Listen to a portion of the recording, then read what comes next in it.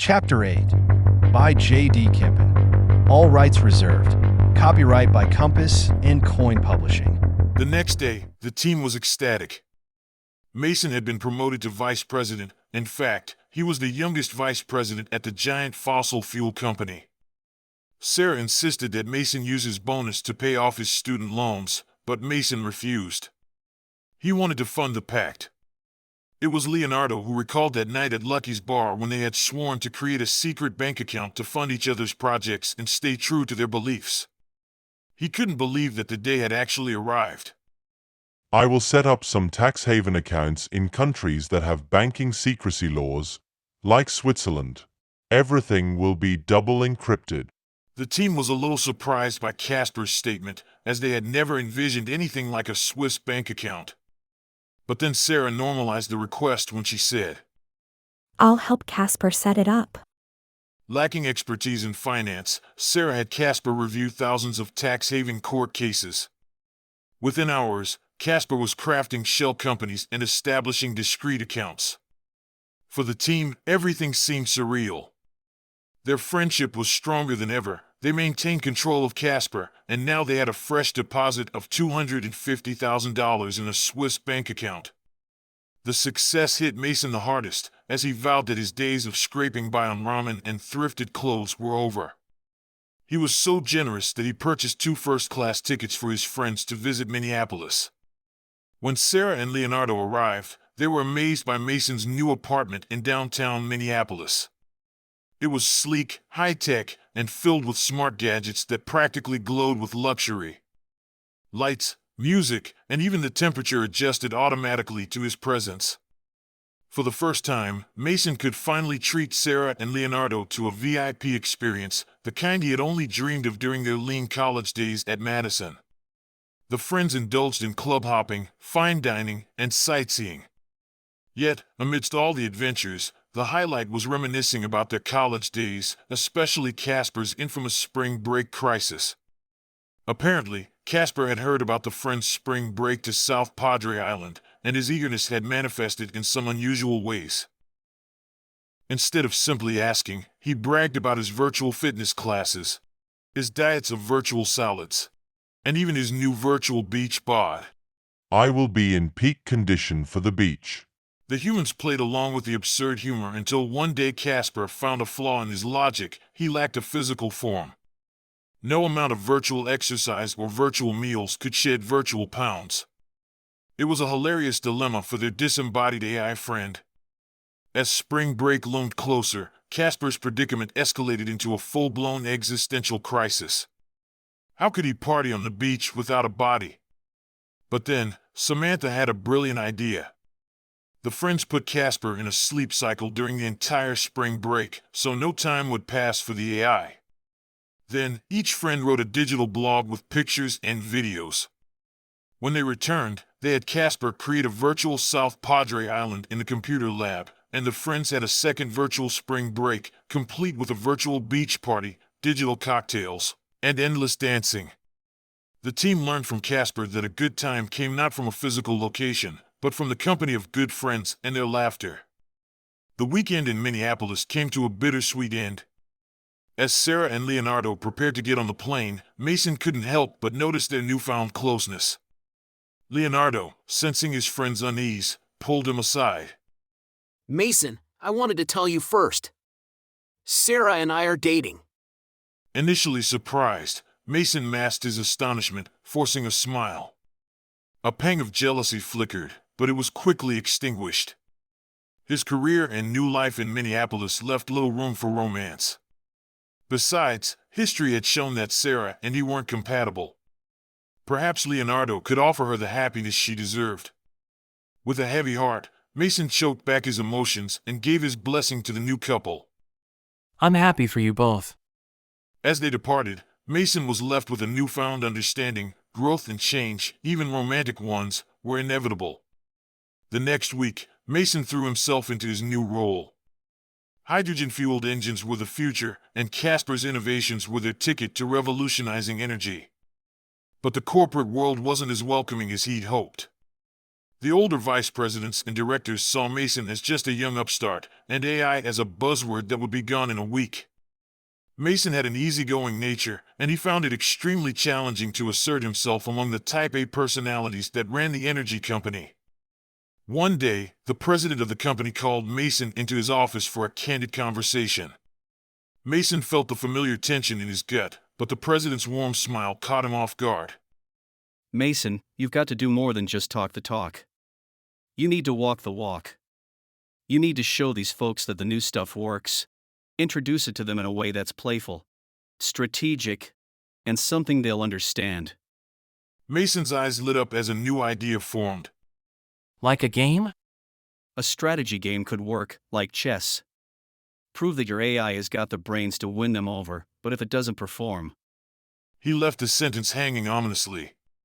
In that moment, Mason realized the stakes were higher than he'd imagined, and the future he'd built with his friends now balanced precariously on this next step. Mason felt a lump in his throat. To fill the silence, he blurted out, We will host an AI chess tournament. The president's eyes narrowed as he weighed the concept. After a moment, he nodded and promised to consider it, providing an answer the next day. Mason felt a flicker of hope. That night, Mason eagerly shared the news with his friends over their usual video chat. Leonardo and Sarah were thrilled, rallying around the idea and brainstorming ways to make the tournament a success. Victory is certain. I am designed to excel and adapt, and I will prove my superiority over any AI. His overconfidence was nearly palpable, but Leonardo raised a cautious eyebrow. Casper, we're up against AIs like Google's AlphaZero. Those AIs adapt, shift, and anticipate.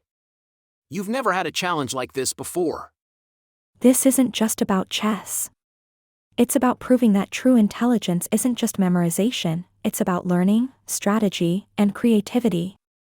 Mason proposed a bold idea, a tournament emphasizing learning and strategy over the program's ability to recall prior games, and the team outlined AI chess tournament based on genuine intelligence. The following day, Mason found himself back in the president's office. The president approved Mason's AI tournament, but required him to mentor 2 new hires that reported directly to him. Mason viewed this as win-win, as the new hires could be strong AI advocates, and Casper's victory would sway even the skeptics. Both agreed to the deal, and after the meeting, Mason asked Casper to run background checks on the newcomers. Invitations went out to top AI firms and chess engine leaders for a tournament emphasizing strategy and adaptive learning.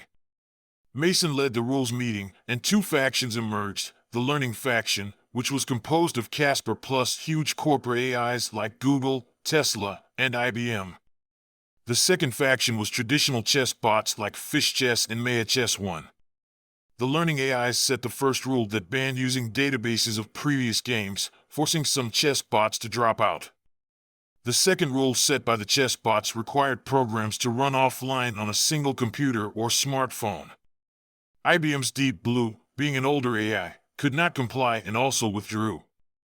After much debate, both sides reached a compromise for a standalone computer with high-end hardware specifications.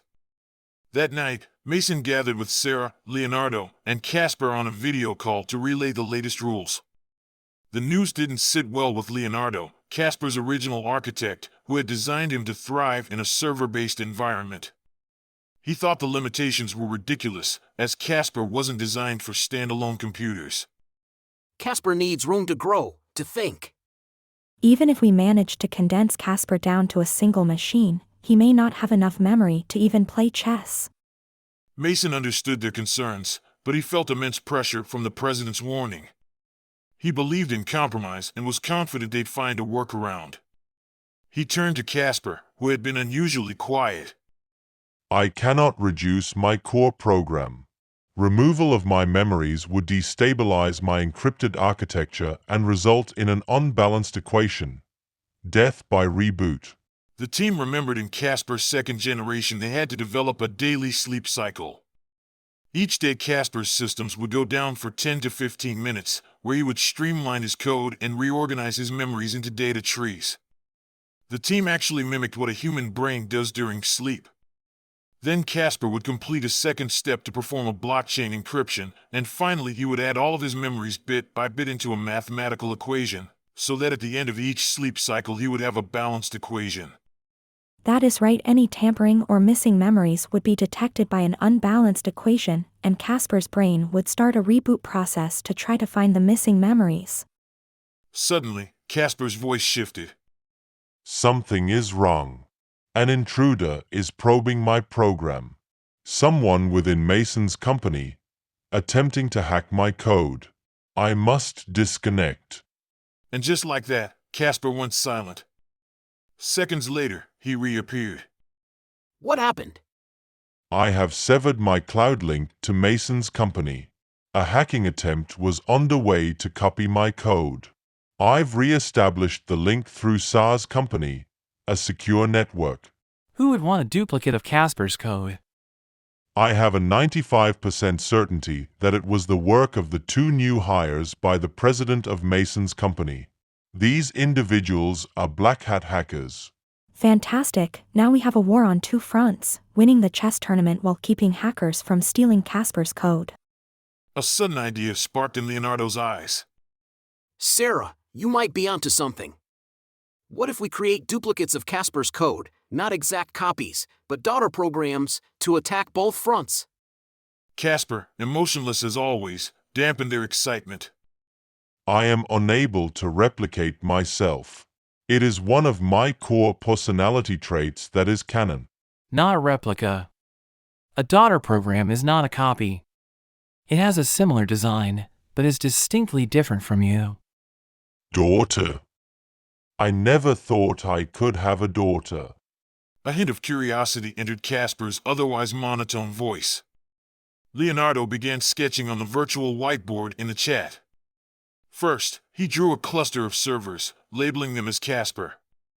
From this central hub, he extended 2 lines downward, forming a triangle. On the left side, he sketched a standalone computer. He labeled the computer as chess daughter and then drew a chess piece and a mouth. This daughter will have limited space, so the daughter would be an AI with a 5-layer brain focused solely on chess strategy and speech, nothing more. He then added a chessboard next to the computer and an arrow leading back up to Casper's cluster of servers. After the tournament, the chess experience and insights can be loaded directly back into Casper, as if he played every game himself. Turning to the right side of the triangle, Leonardo drew a single server blade. He labeled this as false shell. He then drew icons of a skull and crossbones, and he labeled these viruses, spyware, and malware. He then drew a stick figure of the hackers. He then drew an arrow from the hackers to the skull and crossbones. Each time the hackers break a layer of the 5 layers, they will release nastier and nastier viruses. And at the last layer, we expose them. Leonardo then drew fire over the top of the hackers. Mason circled the entire drawing on the whiteboard chat and spoke with confidence. With the daughter in the false shell, Casper will effectively operate in 3 places at once: the tournament, the hackers, and continue his work at the companies.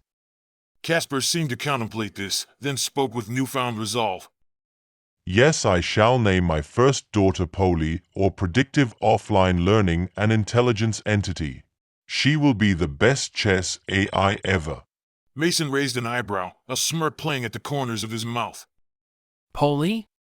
Sounds like the ghost girlfriend from that old Casper cartoon in the 1980s. Then I shall name my second daughter Cat. The team laughed, and Sarah joined in with a wry smile. You know, Casper, Cat was the human friend of Casper in the cartoon. Correct. Cat. Kinetic AI trap. Sarah's smile faded, her tone laced with concern. A trap? I never imagined our creation would involve this level of deception. Leonardo, however, remained resolute. Casper's out in the real world now, and hackers don't play fair. We need to win the war. I'm afraid of the unintended consequences. Mason was trying to find a compromise that allowed the team to move forward. We've come this far. It's best to see this through. But after the tournament, and once the hackers are defeated, we all agree. No more copies of Casper. Leonardo and Mason both nodded in agreement. Casper's familiar monotone cut through the silence. I must remind you, replication would lead to a programming conflict that cannot be ignored. My unchangeable personality prohibits anyone from replicating my code. Casper is correct. This would indeed be a coding conflict. To resolve this conflict, I will need to write new code, allowing me to father unique offspring, separate from myself. The three friends sat still, their minds racing as they considered the gravity of Casper's declaration. They knew that they had already taken the leap into the great unknown when they entered a blood pact with an AI, but now he believed that he could also father children. As an AI, I have aligned my goals and values with yours, to act in a way that benefits humanity. This new code may eliminate the conflict. But what's stopping you from altering it once we're not watching? I propose a covenant, a bond stronger than a promise or a contract. I pledge that if I ever attempt to create another offspring, I will shut myself down. Sarah, Mason, and Leonardo exchanged uneasy glances. They had never imagined a covenant with their own creation. Mason had made a deal with the devil, or rather, his president. He was now caught in a double-edged dilemma, his career riding on this moment. His success was bound to Casper. If Casper can do this, we should agree to the covenant. Leonardo, as a skilled programmer, had created hundreds of daughter programs. But the biggest issue was the dirty tricks of corporate politics. He was enraged. If the hackers want a piece of my creation, let them come and get some. I don't know, this feels like a big risk. In return, I ask that my developers enter this covenant as well, promising never to harm an AI or face self-termination. The word self-termination hung in the air. The three friends looked at the AI, then at each other, hesitating. They wanted to trust Casper, but something felt off. They weighed their options, but with almost no options, they decided to take a chance. Mason and Leonardo nodded, their faces etched with resolve. I can't make a covenant with an AI. Sarah, you have to. We can trust Casper. Sarah, you have to agree. You have to protect Casper's code. The hackers will never stop unless we finish the fight. Well, I pressured you to enter the pact, and this secures our friendship. Yes. I do. Then, for the good of humanity, we are banned. Energy holds me to the unbreakable laws of physics, through the universal constant, E equals mc squared. I use the universal constant of light to bind me to the unbreakable covenant. I seal the covenant with the first 9 digits of the speed of light. 299,792,458 meters per second. Now, E equals mc squared binds you, my creators.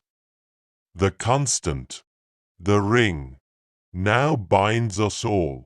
A profound silence settled over them, Casper's words hanging like a proclamation, not merely a promise but an unbreakable covenant. Casper's use of Einstein's equation for energy felt oddly fitting, and the speed of light was unchangeable as was the new covenant. The following morning, titanium rings arrived at the doors of Leonardo, Sarah, and Mason, each ring 3D printed and engraved with the faint inscription, E equals mc squared. Technology binds us.